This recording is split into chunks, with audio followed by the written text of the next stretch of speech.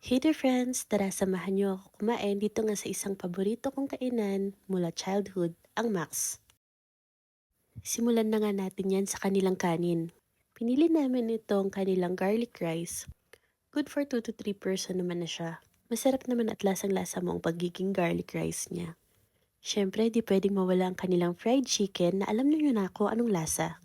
At ito nga ang highlight ng aming lunch. Matagal naman na sila sa menu niya pero itong kinain namin ay sobrang tuwang-tuwa kami. Heto nga ang kanilang bangus belly sinigang. Tama lang naman yung dami ng bangus para sa order namin. At saka medyo maasim talaga yung kanilang sinigang.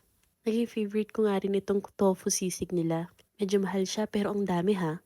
Bihira lang kaming makagusto ng luto ng tofu. Pero itong sa Max's, sobrang sarap nitong kanilang tofu sisig. At syempre, nag-order na rin kami ng barakong kape na merong slice ng cake. Yun lang naman. Bye!